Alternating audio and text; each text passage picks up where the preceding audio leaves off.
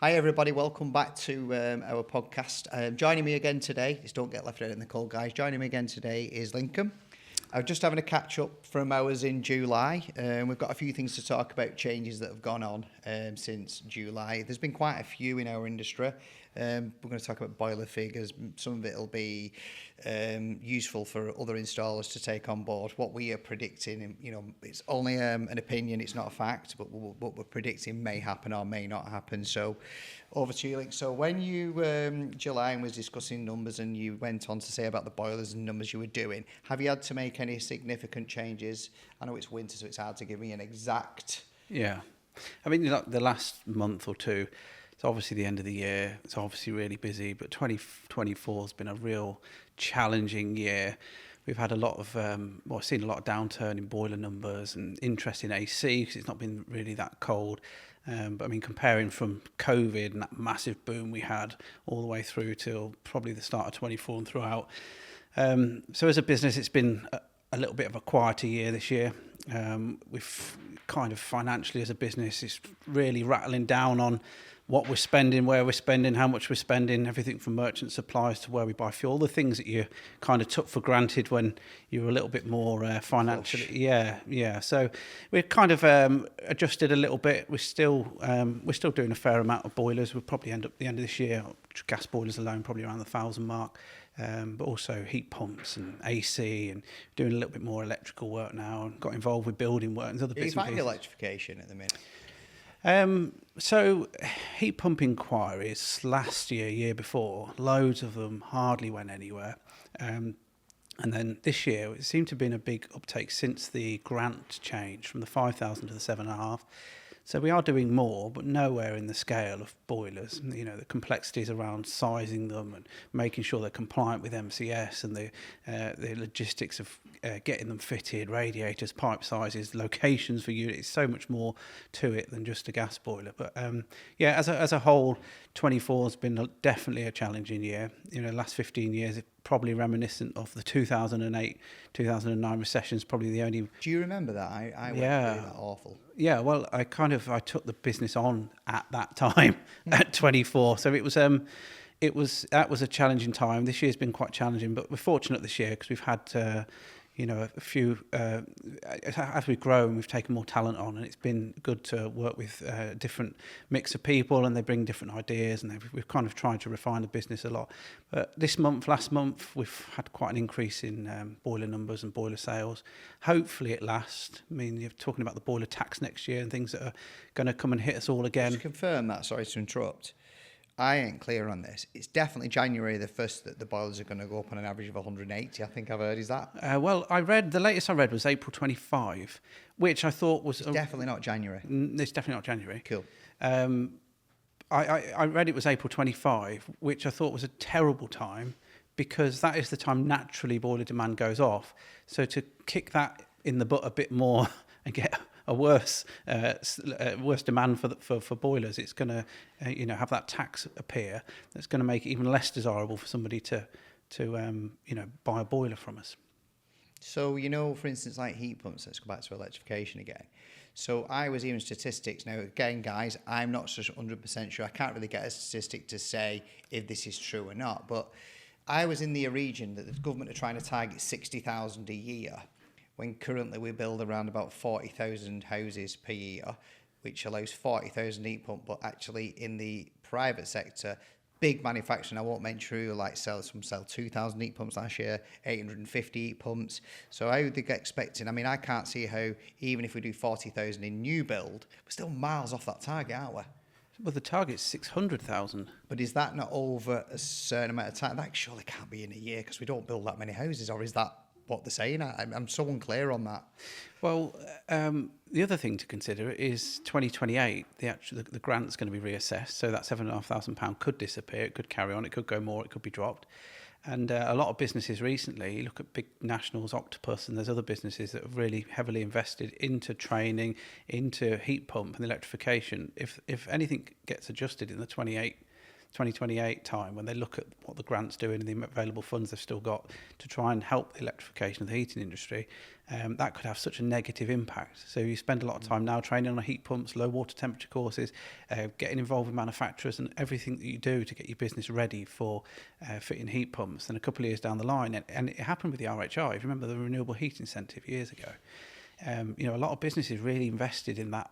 I was one of them. Yeah, and then it didn't really take off because the long-term confidence, or long-term, a few years down the line, you then find actually that all this that you had 2 years ago now no longer exists. The incentive for the grants and incentives from the government for other things, sort of free training courses and things, they all get pulled, and then that's it. Then the spike of interest from customers just drops like a stone, and you're back to fitting gas and oil boilers. Yeah, be interesting to see what happens. I mean, the current government and the last government are pushing, but a lot of the professionals in the industry are saying it's pretty much impossible. So I've heard statements saying if we went flat out and we all stopped doing everything, it'd take 50 years to do the electrification targets, with every engineer on board to do the whole of the UK, but then they'd have to upgrade the whole network, which is probably about 100 years to do the whole network of all the infrastructure to do it.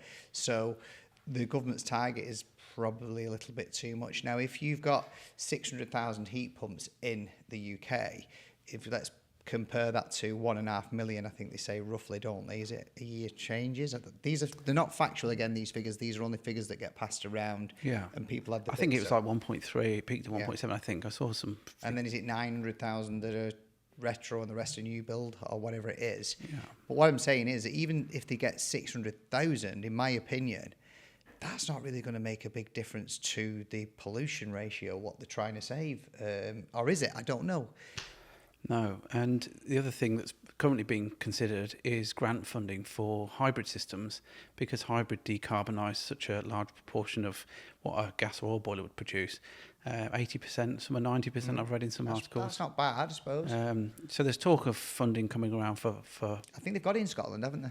You can. Hybrid, yeah, not in England. I think, no. The latest I heard, that might be 50% of what is the 7. Well, that makes a little bit of sense, because at least you can use them onto existing combi bars and existing systems. But again, our customers going to go out and pay for that when they can't even afford to do it now. And if they get the grant, for instance, the grant come along and they're fantastic, they've got the grant, then if the thing breaks, then they've got a cost of maintenance cost or whatever. So would that even work? I don't know. I mean, I have no solutions, and that's why I get guests like yourself on to give me your opinion.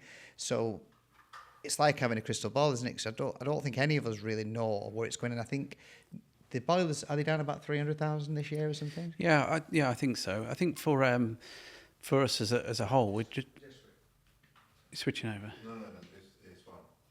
Sorry. For us as a business, we're just trying to train ourselves in every area, because Future-proofing, aren't you? yeah, and I kind of think it's more of a multi-fuel approach. I mean, for where we live at home, I need a new boiler soon. I was thinking of a heat pump. Do you want to give us a call? We can sort that out for you. Well, but I just think oil. We're on oil at the minute. Oil works. The place gets hot. I like oil. You can fill your tank up and forget about it for a good period of time.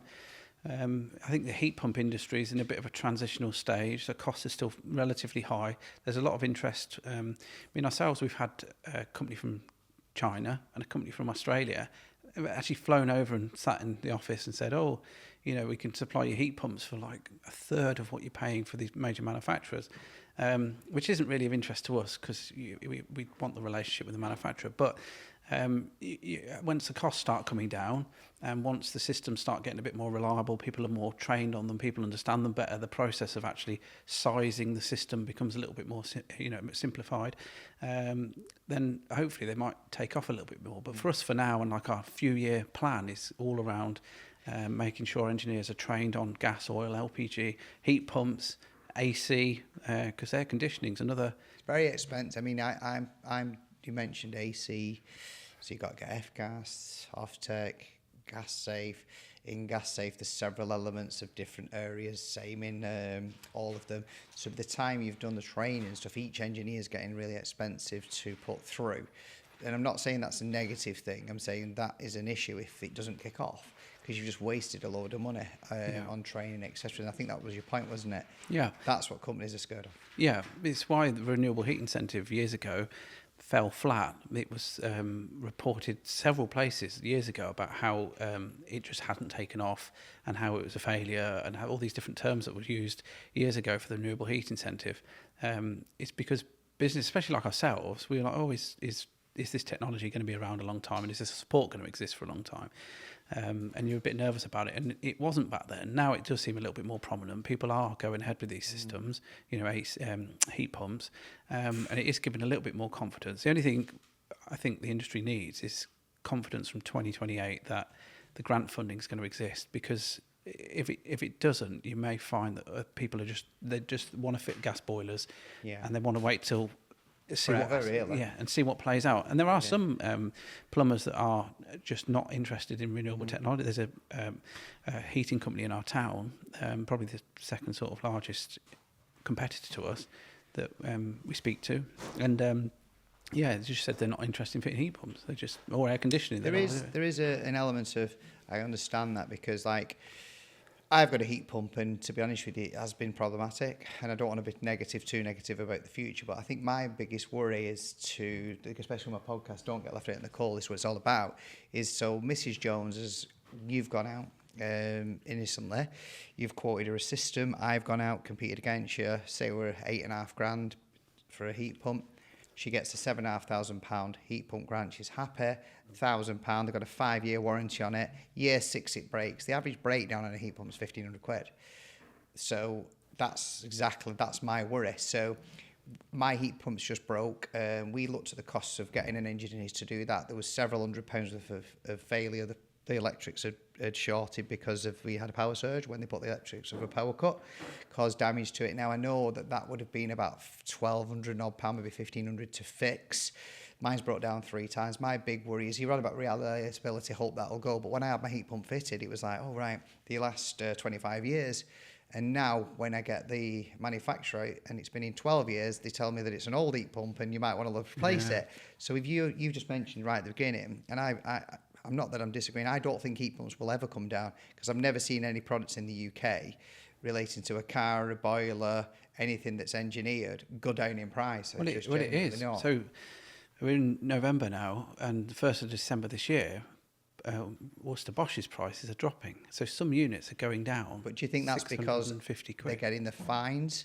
So they're dropping it's easier to drop the heat. I mean, it's mixed that. So Worcester Bosch, as you know, Ideal them all, are getting fined. So there was talks they may as well give the heat pumps away at the minute because they're not in target.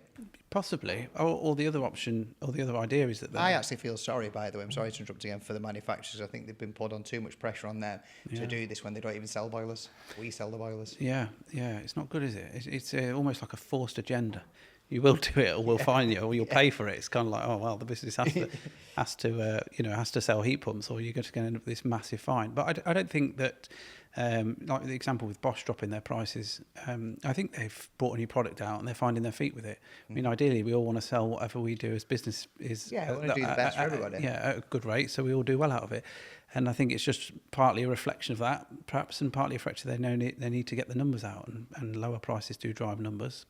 In some cases, so yeah, I think you're absolutely spot on there. I mean, remember when the last recession, and they give you could trade your old van in or your car. They did the boiler scrappage scheme. Yeah, the £300. Yeah, the £300. It was it Warmfront or something like that? Yes, it was. Yeah, and you got a voucher. Really, I mean, bloody hell, the things that we've done over the years, and I'm going to be dead honest with you, we've never really profited from it. We've just got more custom from it, and the customer's got a better deal. So it gives us a sales hook. Yeah. We'll give you this, we'll give you that. But I don't think M&R's ever really made much profit out of it. The people seem to make profit out of them sort of schemes are the people that are no longer with us.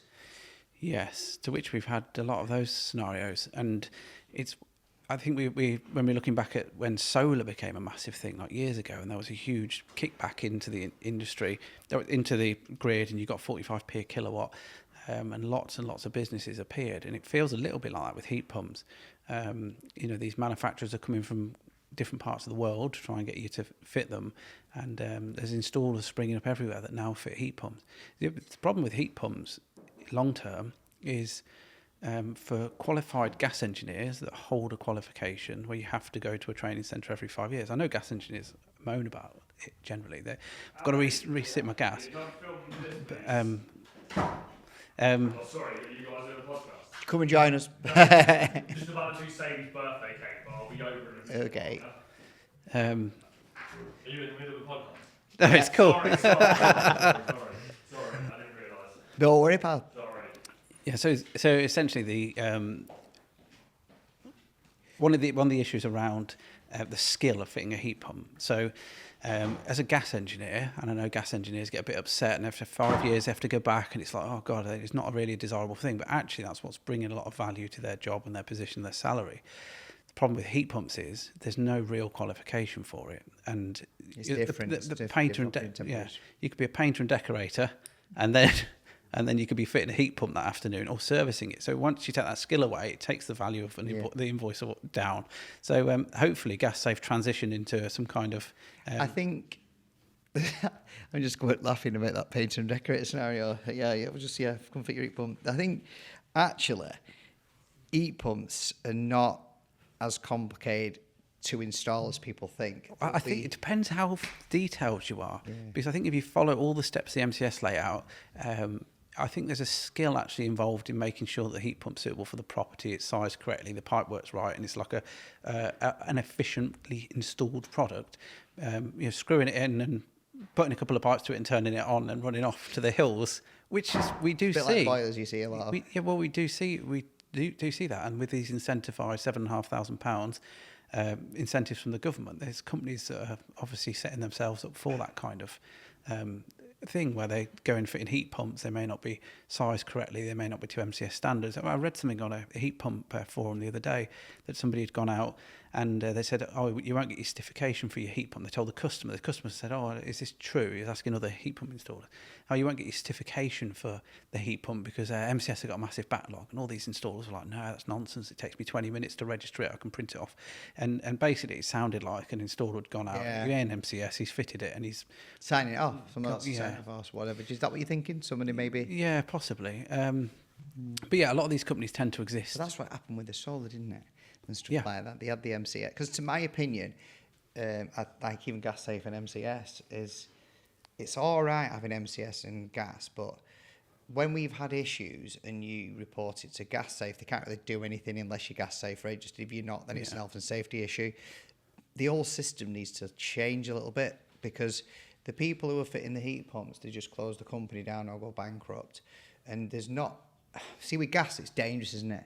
It's not as dangerous with a heat... Well, it is if you get your pressurised G3 wrong. You could have an issue there. But what I'm saying is that it's not quite... In the UK, I don't think we're policing it correctly. If it were policed, it would stop a lot of the issues that you're talking about. Yeah, but on the same hand, I'm sure GasSafe have a lot of complaints that are people's misconception or perception of what really an issue is.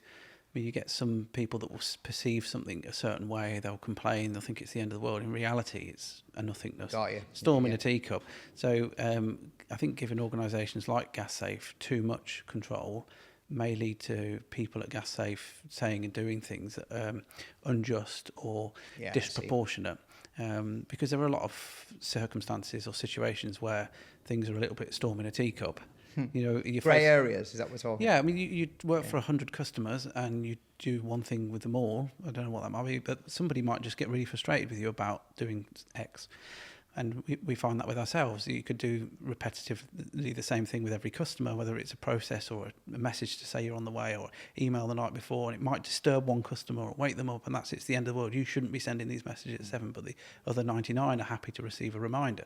So it's, I don't think having GasSafe having too much control would be a good thing, because then it's that effect of you're taking on board people's problems, which in reality, a proportion of the time aren't problems. Got you. You know what I mean? Yeah, good advice from me. That I tend to probably get a little bit technical in my head about thinking about how we could solve these problems, but these problems are always going to be here, aren't they? They're technically always going to be, because customers they're aware of, they can report you to gas safe or whatever, and you know, things like that. They'll kind of use that. You know, if you're doing the job right, you're not too bothered about that. We have been caught at a couple of times. We do too many jobs, I'm sure you have, to not to be, but that's part of the learning curve. But I think consumer, we always say to them, like, someone's gas safe, that doesn't necessarily mean that you're going to get somebody in your property that's going to be to a level. It's got, like, you know, it's like jumping in a Lamborghini at 17. You can still have the same driving license. I do believe experience is a big thing. We're going a bit off the tail here, aren't we? But ultimately, gas safe, with what you were saying, is giving the customers and the reassurance and the engineers and how it's trained. I think someone like myself who's dyslexic and struggle with processing information from books is very pressurised for me, and I can honestly say, hand on heart, I've done my gas safe several times, etc., and I can't see anything that's brought value at this point in my life from that course apart from stress, because ultimately it's the same stuff that I'm learning with a very tweaks along the way. Whereas I think if I was to, you know, run a platform like that, I'd probably integrate a lot more technology in. I think, you know, like, I could help your company, you know, if Gas Safe had an app and you could ask a question, people would ask the question to the app. If you literally, how many of your lads or my lads drive around with the whole bench full of books, it just doesn't happen. So I think there is innovation that should be passed in. It probably will happen, to be fair, into oil gas safe as we go on. Hopefully it will. People like yourself and people have got really good companies, got big opinions, these opinion count. I think that would help the industry, because rather than expecting lads to look for information through books, unfortunately digital world's here and we're not doing that anymore, and I think the gas industry and industries need to catch up with that. What's your opinion on that? Yes, I think if a governing body such as MCS or Gas Safe encompassed all the different technologies, and as I said earlier, kept the skill there, kept the invoice amount where you need to invoice, not your painter and decorator kind of value. I just think we struggle with Gas Safe at the minute, and they always seem to have technical issues. They don't seem to be technically very advanced as a organisation, and obviously they may well be behind the scenes, but the site's always breaking. You go and register, it's broken, you've got an integration through where you register your boilers, or you try and do it direct. I reckon once a month, twice a month, probably more, that you cannot register products because the Gas Safe site's down. So I think if they're looking to transition to look after every technology, or if MCS is doing it, I think they actually need to invest into their systems to make it easier for people to register products and to see service histories and stuff like that. You can go and have your car MOT'd, and you can get a history of it. I mean, you can on a one database, but they've only just probably done that, haven't they, over the last probably 10 or 15 years, because before that you could get an MOT and it was like 20,000 miles on, and then you have one for 250 miles on. It's the same with the boiler, that, because literally if you could get a friend that you know and we've not had your boiler up to date, just write the dates. You make it up digitally on a system. It can't be made up. No, I mean, no, because if it was logged at the time it was done, it was done by, but you could essentially just make up. When the manufacturer got an under guarantee issue, you ring them up, well, we need to see proof you've had it serviced. You could just go onto your computer and make it yourself and make the company name up and just say they don't exist anymore, but they did it last year. Installer unknown, it's called, isn't it? So what if, so I know that in peak, we discussed 2,500. We're going to deal with some of the people that commented on that on our next podcast. 2,500 boilers. So we did go off a little bit tail then, because I tend to, all these podcasts are not what's the word? Scripted. Nothing scripted. It's literally whatever I'm thinking and I'm speaking, and I just think it flows better that way. But ultimately, going back to the 2,500 boilers you installed to the 1,000 you're installing now, I just want to explain to people, when it was, say, 2018, would it be fair to say you was doing them sort of numbers? I know it was post-COVID, so okay. 22, 23. Sorry, pre-COVID, were you doing around about 1,000? Yeah. So I think roughly the reality of what's happened, a lot of companies, there's been obviously a COVID boom afterwards. So I think you took on contracts, there was a shortage. Let's face it, lots of companies set up around COVID that, you know, went and got vans, expanded, that won't survive because their expansion rate was based, and the whole business was based on COVID. So now when it's dipping, they don't know how to deal with that because Yeah. they've gone through a process of system, whereas you'll be okay because you've had a consistent flat line of work in your company, you know, to deal with the ups and downs with the team, etc. But when you're going talking from it's a massive drop in turnover, that must be, I don't know, is it about 3 or 4 million quid drop that? Well, yeah. So last year, so we're doing a lot of contracting work, and we were predominantly contracting it out. But with the contractors, they were predominantly on either 3, 4, or 5 days. Some were doing 6, and it got to the point where so we got a baseline level of engineers and directly employed engineers. Generally, they're all in our vans. No, they are all in our vans, in our uniform, and we kind of that side of the business. But then we kind of diversified a little bit into looking into contracts, like where sources of work would come from, and building relationships up. And then we were kind of at a point where the COVID numbers were so high for some big nationals. They on Just to be clear, it means boilers here and stuff, not actually COVID numbers. Yeah, sorry. That we were onboarded quite quickly with a few large companies, and we started to then subcontract the work out. So we played middle man. It was all legit, you know, everybody knew what was going on. And yeah, we got up to, we were sort of registering around 2,500 gas products a year, predominantly boilers, obviously. And we got to a point where the numbers started to drop. There's a minimum number of boilers we need to do on a contracting, because the expectation is there's an auditor, there's a manager, there's office admins, there's a bunch of overheads that come with that pot of work. So we needed a minimum of like 40 boilers a week, 50, whatever it was. And it got to the point where the numbers were dropping below the minimums, and with no sight of it going back up. So this is when the work started to really quieten down. So because we understand our numbers and know what we need to come in and what's going out, we just cut that line of work. It was like, well, if the numbers are not going to go up, it answers its own question. We're below the minimum we need just to pay its way. It's not so bad in the summer if you're ticking over and your goal is, for us, is to level peg, because if we're taking out what we take out, we take our salary, and you know everybody does okay out of the business as long as we're level pegging through the quiet months. We make a bit more through the winter. That's our approach. That's ours, you know, that's exactly ours. But this year is, you know, we've had a focus. We only last week, the week before, we've sat around in our meeting room in our office, and we were looking at ways to increase the low. So rather than having peaks and troughs, which has such a detrimental impact to cash flow and to, you know, obviously the amount of money that comes in. So we were looking at other ways. We do a lot of solar PV with our custom electric and air conditioning and things like that. So we're starting to put the groundworks in now in November, ready for the low that will come. We're predicting sort of April time. So when the boilers start to drop off, the PV and AC starts to increase. So all the marketing plans and all the ideas around how we're going to generate all of that work will start to play out. And we're not doing it when it's a problem. We're doing it months in advance, so we can really start to get some good foundations in. So our plan is for the quiet periods is to try and minimise that gap between high and low. It also impacts quite a lot on engineer numbers, because when you've got such a low and you've got so many engineers that you need to keep busy, and you get a low, they end up, you know, your gas engineers are helping fit solar panels and stuff. That's what I was going to say. Just to use, like we was talking about this earlier, wasn't it, before this conversation? The biggest issue we have is probably May through to September, where it is a bit sketchy. People are on holiday, etc.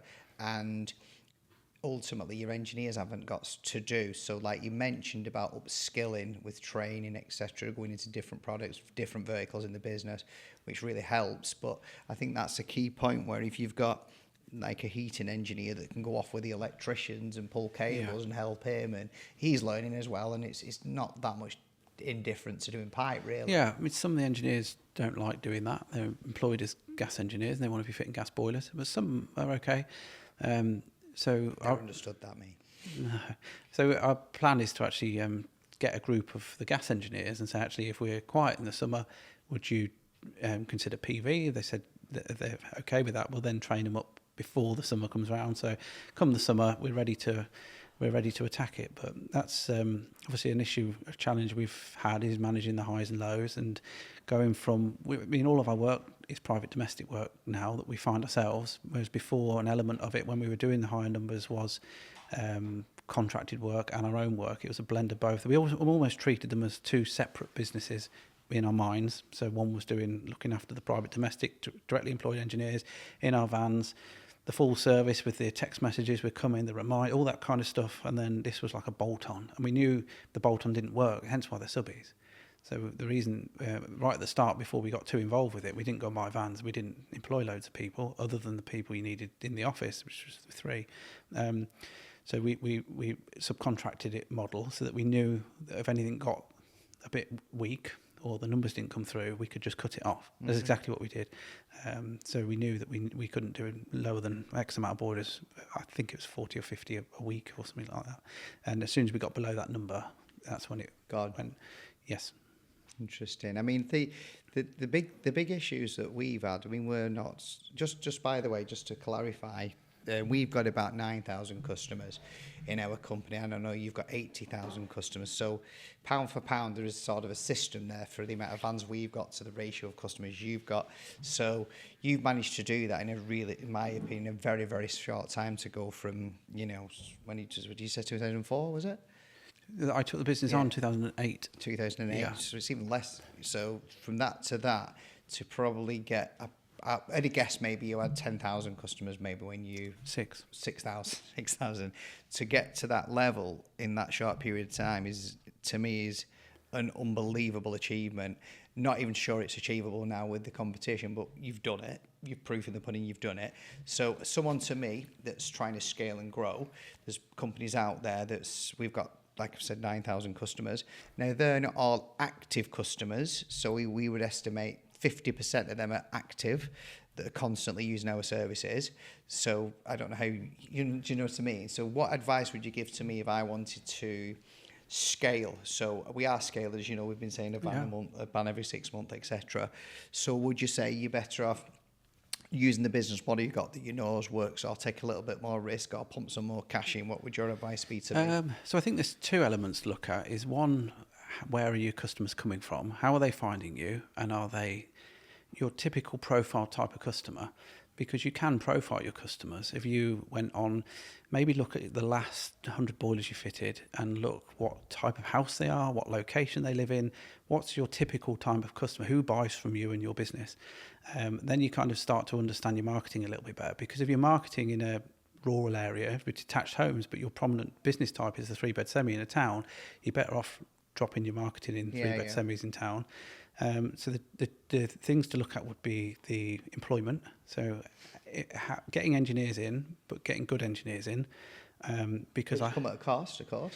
Yeah, I really hate fast track courses. So I'm really put off by engineers that have been on fast track courses, because we've had such bad experiences with engineers on fast track courses. I think I don't want to be ageist, but it's chaps that generally have been, in their 30s or 40s. They go and do a fast track course. They're told on the course you're going to get 40 odd grand. And I would say 9 out of 10 people that we interview for a job has been on a fast track course, has an unrealistic expectation of salary. The qualification means one thing: the experience, the knowledge, and the fact that they can turn up to a job, be professional, do it once, do it right, and all the other things you need to do to give an end-to-end experience of installing boilers. Absolutely miles off, and you end up spending so much of your time training and educating. And the problem is, I think we've had those kind of engineers with us. They've come to us. It's a stopgap. They want to gain a lot of experience, and then they're off setting their own businesses up. So I think from the off, they retrain it later in life because the money. They're after money. They say They say high figures when you interview, and then they're off as soon as they've got enough as they need to. But they're really, really weak. You rarely make it through it, in my experience. They rarely make it through the day, because ultimately you can't squash anything into experience. Like you said, if you're put into a room and you're working at the ACS centres, or you're being trained there, you're trained online, let's face it, they're really easy to work on. Yeah. You're not dealing with any issues, customers, etc. It's just a completely... So when you put them out there, going back to the theory with the lads who drive the car, you won't chuck them in a Lambo, would you, if they were your son and they were 17? It's the same thing. That would take years before you would trust them to go into it.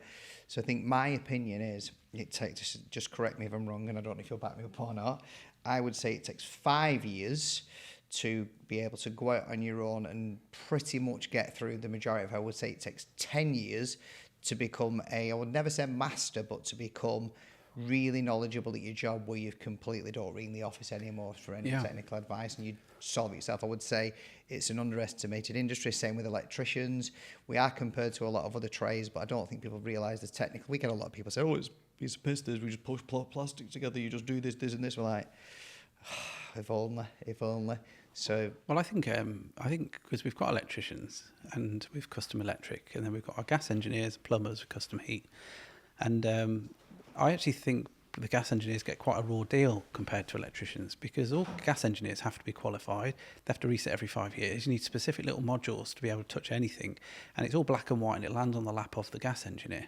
The one thing we've learnt with electricians is you have a QS, a guy that just says, yeah, that's okay, and you have a load of people that are not as qualified that go out and do loads of work. And electricians by default will ask for more money on an interview. Although actually on the interview? Yeah, so we try to get an indication of what they're looking for, and the reason we always put a scale on an interview, we put an advert out and say it's between 35 and 45, or whatever it is, and the reason we do that is because you'll see somebody that's been on a fast track course for 10 minutes with no experience, or you'll see somebody that's been doing it 20 years with gas, oil, LPG, commercial, domestic. They might want a higher amount, the other person might want a lower amount. It's area to area though, isn't it, as well? We up our end and further go down south like you guys, you'll probably pay more than we do because of areas, so it's definitely area specific. So if you're watching someone in London doing something, you're seeing what they're doing, it's not a true factor of what someone in down in say Bolton or in the North's doing. That really frustrates me, because in the area, and especially on some of the Indeeds, like you just said, they'll put a scale on, and they're all down at the bottom scale here really, because ultimately to get here you've got to be like the director almost. Yeah. I think, obviously going back to, we were talking about apprenticeships and fast-track courses, and I think you're right with the time, the 5 years and the 10 years. But I do really value a proper apprenticeship, and I think a lot of the engineers that we've got that have been on it, you can see a noticeable difference in their work, the way they go about stuff. I think everybody needs to start in a trade, sweeping the back of a van out, understanding the way around shelving in a van, what's a red plug, a brown plug, a 2-inch tech, you know what I mean? That's kind of fundamental, whereas these fast-track courses are just like, how they train you to pass a course, and then you go out and you're partially clueless. So I've kind of gone off fast-track. They've not been brilliant for our business. We invest a lot in apprentices and apprenticeships. You've got one lad that was kind of fast track, but he'd done the plumbing and he could do the job pretty much inside and out. He was very practical, etc. So we did fast tracking, but we did it ourselves. So again, some people that come through on fast track are very knowledgeable, like for instance have been working at a plumbing company for 10 years as a plumber's mate and never really had the balls to make the next step. We found one of the lads particularly did that with him, and he's brilliant. But I suppose going back to your key comment at the beginning, experience.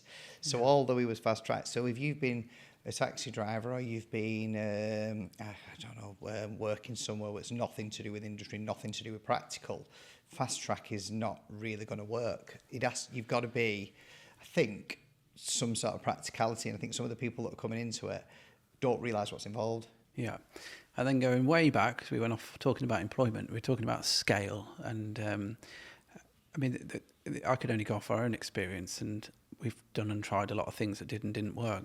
One thing that stands out to me is when you're trying to generate the customer. So you obviously get the right engineer, but you're trying to actually generate more customers, more people to ring the business, more people to want your services and want it at the rates that you charge for. We've tried a lot of things like social media ads, Facebook. They are the worst. We won't even do them. We do the odd post and we boost it every now and again, but it's not an ad generally. And the other one is Google. Google's been for us a complete waste of time. So we had a attribution report made which showed us exactly every single penny that we spent on Google Ads, where it went. We've got recorded calls, our systems show it, we can follow the whole process. It's the worst thing. You'll get a little bit better increase in demand. I would never, ever, ever advertise on Google in the summer. Never. It is just a money pit. And I know businesses that have tried to scale off Google Ads. They've all failed, every one of them. It's real bad.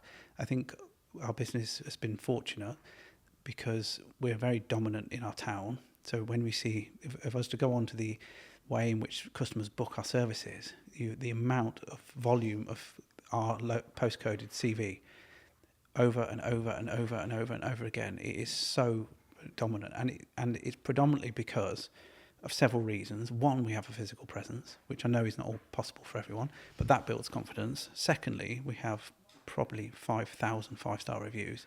That is massive, but we've invested in that, incentivising our engineers to work well enough for customers to leave genuine reviews. We don't say to customers, oh, only leave us a review if you've had a good experience, if you haven't, give us a call. We don't do that. We just fire them out and we take the good with the bad. And actually building having like a marketing presence that is incredibly strong. I spoke to a Google Ads marketer and he was like, oh, we don't go down the branding route because you're just spending a fortune and not getting anywhere. I actually think that's a better route, because paid ads, if you actually net it down and down and down and down, you might have got 4 boiler leads that might have turned into 1, but look at actually what you spent and the management cost of what you spent. It's absolutely pointless. I mean, if we did see an increase in October and a couple of the higher months, but generally speaking, I just would not bother with Google Ads. It's a dangerous game to get into because you need to spend more to get more, and then you are buying customers. And you're in the race to the bottom Yeah. of the companies that are spending a fortune on the Google Ads, of course. So personally, we've tried to perfect our employment, offering private healthcare. We're now doing 4-day working weeks, 6 months of the year, which is just you genuine. did mention that, just touch on that for me, because you did mention that you trialled it in the summer last year with some engineers. Yeah, well, so essentially, we have lost a few engineers this year. A lot of people with the COVID confidence to go out and, start their own business. That's great. For them, it's not so great for us because, our engineers numbers, we are reliant on our engineers is working. So we've got to think of different ways to keep people happy and motivated and wanting to work here. And one of them is to take a risk around a 4-day working week. So not a 4-day that BG do where you drop a couple of hours and then they add it on here, an actual 4-day week. It was the original plan. So we trialled it with different engineers. We drew lots of comparisons from lots of different areas, looked at a lot of things analytically, took our time to make sure, because it's such a change. And we got to an end point where actually the impact of the 4-day week had on those engineers actually wasn't, in some cases, well, most cases it was neutral. In some cases it was a positive on a sale. And actually talking to the engineers, and I know it's a honeymoon period where they're all excited, about it, and they will by default say it's great because they want it to happen. But actually looking into the engineers' eyes and some of the things they said, and it was genuine. You can tell you're having a proper, genuine conversation about the impact it had. And one of the lads with their daughter and spending the day, and you're just like, we need to be different. We need to be better than everyone else, and we need to stand out. And we want to employ. So I want every good engineer that works for a company locally to us to come and work for us. And where do I sign up? Yeah. So so having a 4-day week. So the point we got to was capacity became a problem in the colder months.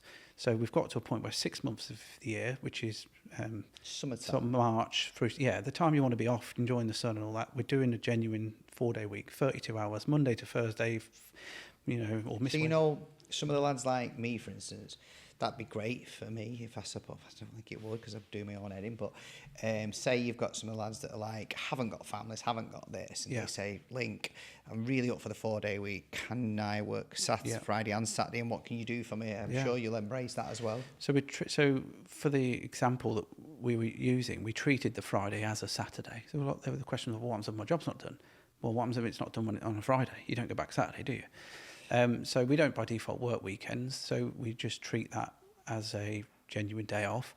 We have a rate card. I think it's £350 or something, 400 quid for doing a combi swap or whatever. Obviously, we're supplying the van and the kit and the tools and the materials and bits and pieces. And so they're essentially, if they want to come in on a Friday, if they want to earn, their earning potential increases.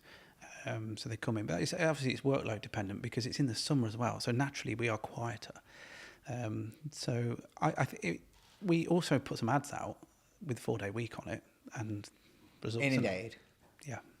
And it was comparable because I posted the same ad and I just tweaked the heading, 4-day week, and I tweaked the description of how the 4-day week worked. And you compare both ads and it was massive. It's like the difference between fishing with a rod and a trawler. Yeah. It was. It was really good. So we're rolling that out from next year, and we're advertising for engineers now off the back of it. So, for instance, I'd love to do it, but I can't. I'm not big enough. So, that advice? Do you even think I could even do that at my level? I think everybody should at least try it in their own circumstances, because this whole like burnout thing that's going on. Yeah, I agree. I'm burnt out, I've told you. I know mental health's spoken about, so that exaggerates the people talking about it and it being normalised. But it's becoming really prominent, and it feels to me like after COVID, a lot of people changed. I don't know whether we were in our homes for too long, but customers kind of felt a little bit different, and people within the business felt a little bit different. So hopefully the 4-day week helps that. And I tell you where I learned a little bit. We went to Cadbury's World with the family on Saturday, and when we were doing the tour, Cadbury said, it used to be a 6-day week, but we cut it down to like a 5-day week, and we saw this and we saw that. I was sitting there in this room thinking, why don't we do a 4-day week? Why? No, I don't know any plumbing business doing a 4-day week. So we're desperate to make it work, because selfishly for the business, we want good engineers.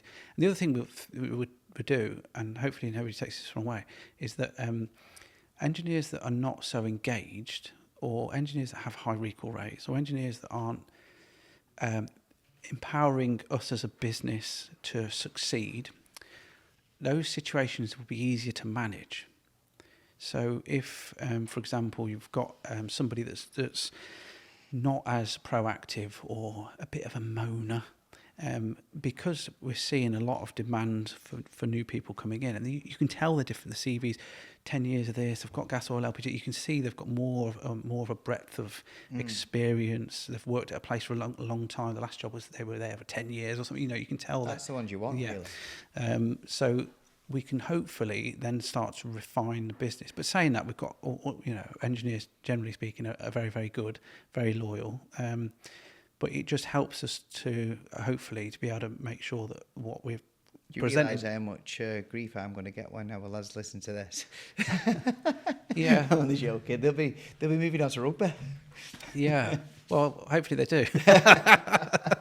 No, but that was one of the ideas, and the burnout thing. And actually talking to the engineers after the trial, and then I was expecting the engineers to say, "Oh, it's great, yeah," because who isn't? But actually listening to the stories that they were saying about what they did. I'll give you a really quick story. So one engineer, he went off and trained to be a rapid response. So on the day off he was going out with the ambulance service to be trained up, so that in his local area, if there's need for a rapid response person, he's now fully trained. He was doing it on his 4-day week. He was doing it on the 5th day. We'd typically be in work. It's a great story. Like, he was going out and actually doing something proactive and productive with his time, and he seemed really chuffed about it and stuff like that. And it's good for us because you also get the feel good factor with it, and also you get the fully qualified paramedic that works in your company. We've got a problem on the job. But yeah, so it's kind of like you said about about growing. So it's nailing in employment, private healthcare, 4-day week, all these things that people actually want to go and work for, because then you attract really good people. Obviously, salary was actually very, very. So here's an interesting one. At the start of the 4-day week trial, we said to the engineers, if you could have a £2,000 pay rise right now or a 4-day week right now, what do you think they said? 4-day? No. £2,000 pay rise? What do you think they said at the end? 4-day week. Correct. Yeah. 4-day week. So it's so impactful. And we actually had one engineer that said that him and his partner were thinking of selling the car to reduce the finance so he could just go on to a 4-day week completely, because that's how much of an impact it had on him. So I think a lot of other businesses should look at that. But anyway, nailing employment is one thing, and being such a great, attractive place, you pay well, you've got good terms, people actually want to work there. And then nailing your business, getting your reviews up, because I think people want reviews. And you do now, 100%. I've been a little bit lazy with them, to be quite frank with you. And not paying for ads. I honestly would never pay for an ad.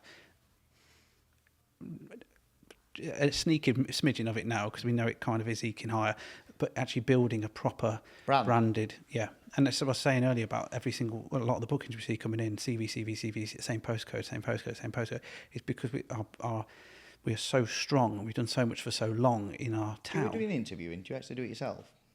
Do I do? Oh, interview. Partly, yeah. It depends on specific levels of work. You're No, it depends if I'm in.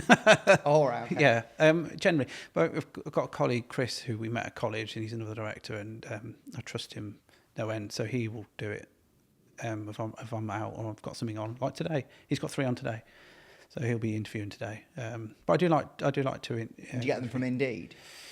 At the minute, Indeed, yeah, there is a recruitment firm that we use, but they're typically about £3,000 plus VAT to take someone on. And the problem is, I know they have a clawback period, but if somebody start, and it's the other thing with interviewing, you're seeing the best version of somebody, and we work in a practical trade, so you work with your hands, and you never say anything in an interview like, "Oh, can you fit that boiler?" I mean, some companies do have a practical element to it, but a lot of small businesses just go off face value. Can you fit a vertical flue? Can you wire? How do you work a gas pipe size out? And they're just like, I'll look in the book. We always ask actually really basic questions on interviews, because if you can't get the basic questions right, you ain't going to get the difficult ones right, are you? So we say, how far should a flue be away from a window, a round circular one? I can't think what it's called.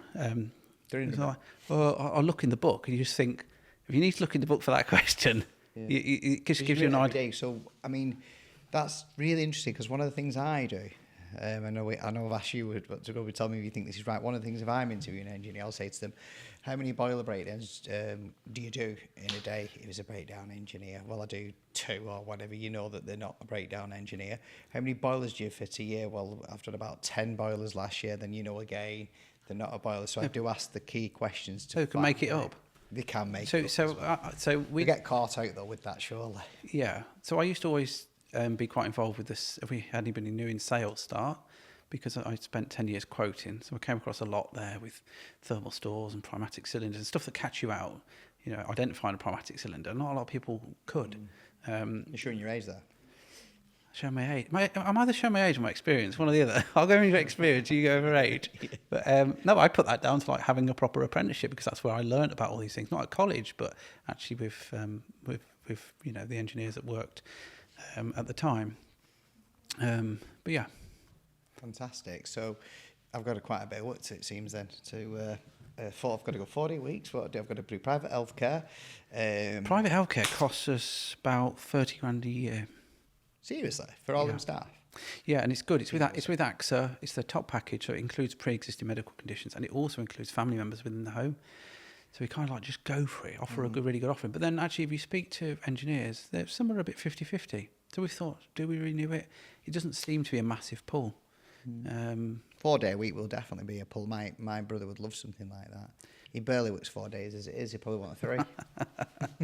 Well, we did have some. There's a couple of part-time in the office, and it's like, do we now do 2-day weeks? Like, no, because you actually have to subsidise the pay. So if everybody else is losing 20%, you have to up theirs by 20%. But then it's only 6 months of the year. Anyway, it gets a bit technical, isn't it? Yeah. Yeah, I'm sure that you've got a good team, and I know you do a lot of it yourself. I'm sure that you'll make it work. Our plan is to double the capacity, the size of the company.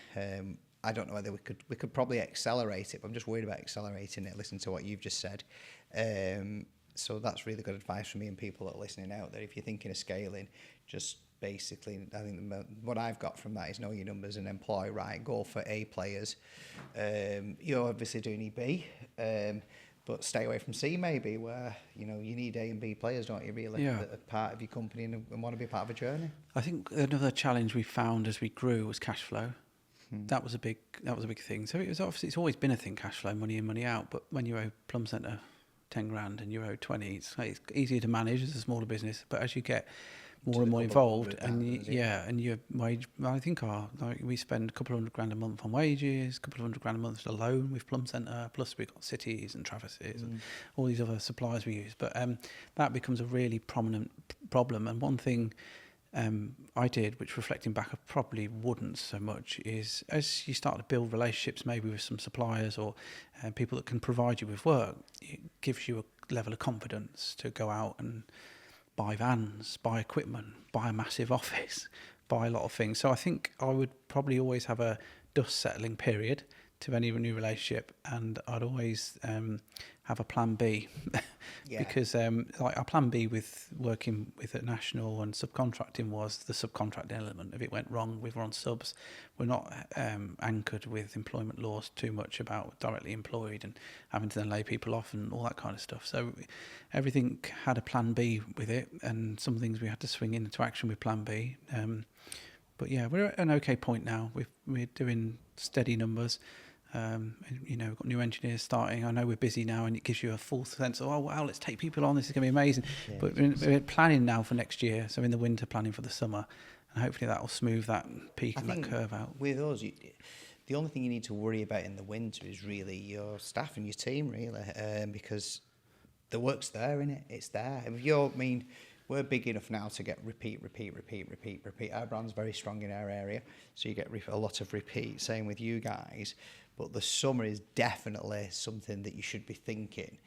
While you're busy in the winter, you can afford to put in your marketing, save that money and put that forward for the summer. You hit the nail on the head. Our business model is exactly the same as yours. It's going to be where we don't mind breaking even in the summer and making the profit in the winter. The worst thing that happens is when we lose in the summer, it affects the winter. So good advice. Thanks, Link. I'm going to continue what I'm doing. You've kind of made me feel that I am doing the right thing. Yeah, another consideration is looking at service lines you don't offer that you could, and obviously doing it in the winter, because you get very excited when you're busy. Not only from, should we take lads on, all the business is growing, I'm confident. That confidence oozes inside you. And I think, like, if you think of the quiet times, like right now, if you don't fit aircon, what a great thing to do as a gas engineer, transition into air conditioning. And I know it's probably a couple of grand in the kit, probably about $1,000 to get the kit. So it's a bit of an investment, but if you invest in it now and you get things set up now, come the summer next year, you get your money back. You'll probably lose more than $3,000 in a quiet summer not fitting boilers than you would 100%. invest in it in your busy period and actually supporting those quieter months. So other service lines and diversifying has been a thing that we've done, starting custom electric with our electricians because of AC and because of heat pumps and stuff like that. So cool, that's fantastic. So your prediction is to basically, the industry is definitely down, we know that. Your prediction basically is to look at different, your business model is to look at, maybe we call them verticals, that you've already got customers, so you can repeat and target your existing customers with other services, so that helps you get through the bad times. Because if you're just doing one product, so basically diversify with multiple products. Is that your advice?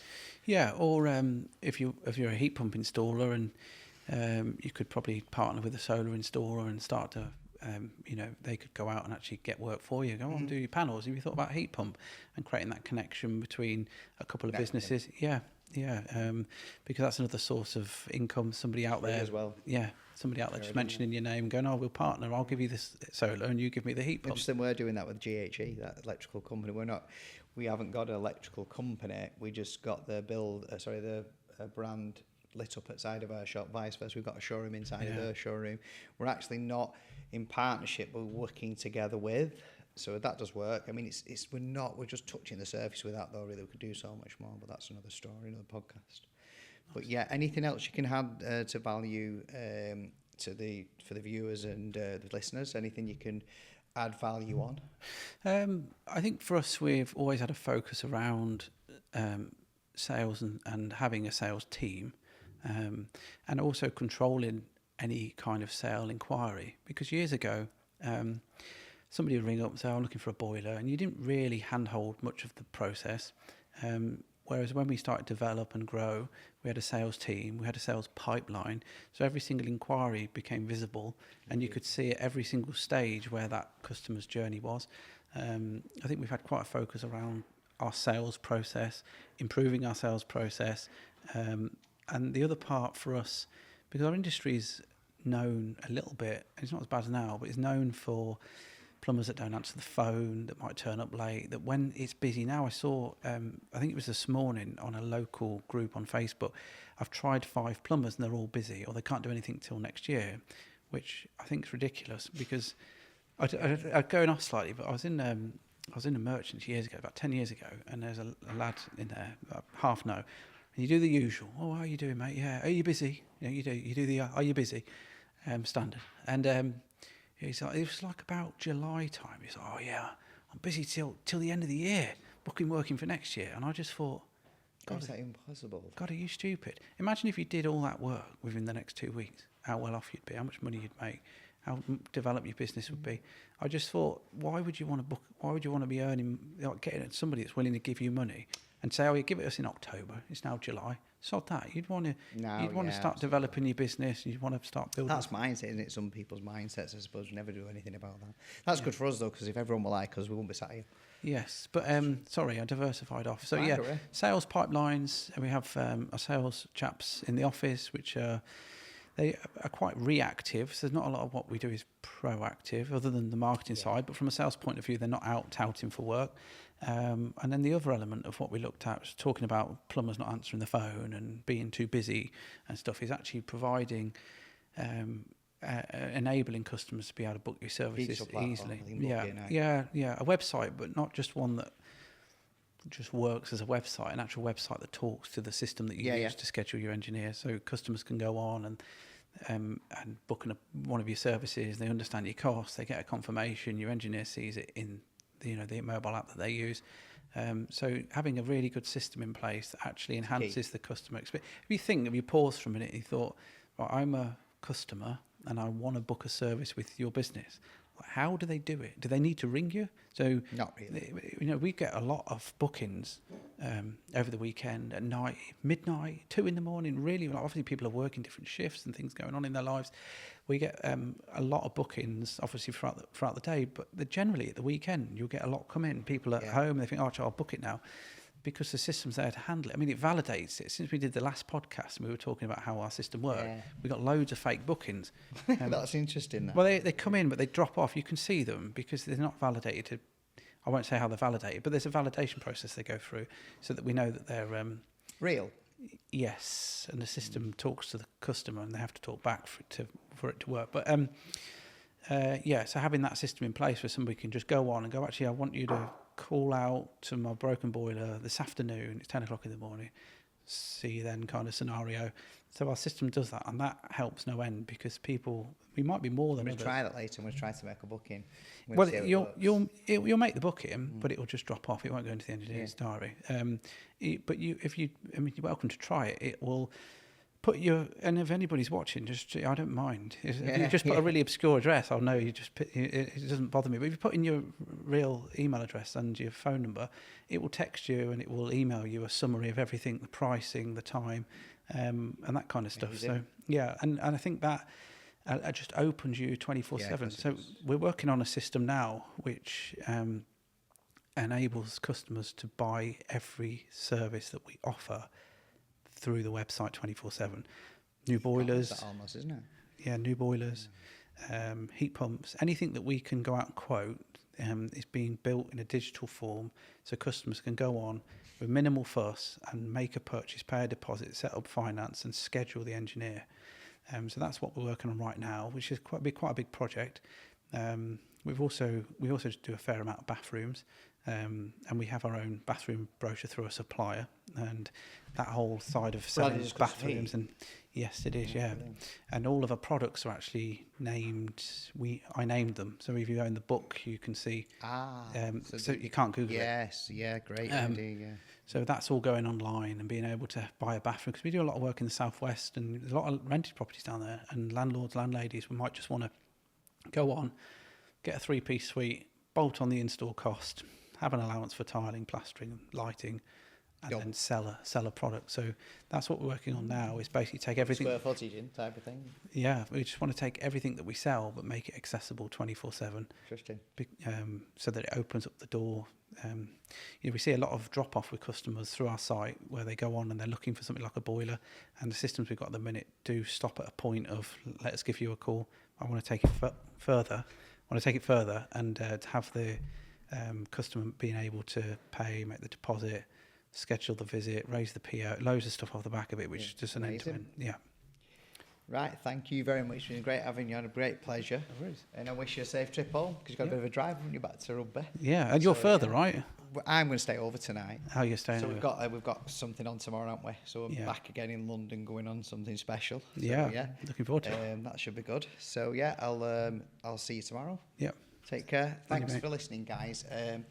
If there's anything we've added value there to continue to get guests on like Lincoln stuff, I'd like you people to comment, drop me a message, and definitely if you can drop us a like, that really means so much. If you can like the channels, anything that I'm doing to boost anything to get me more views, etc., that's really appreciative. I can't do it without you guys. So yeah, that's all great. I hope you're all having a good day, evening, or afternoon, or wherever you are watching this or listening to this right now. Take care, guys, and remember, don't get left out in the cold.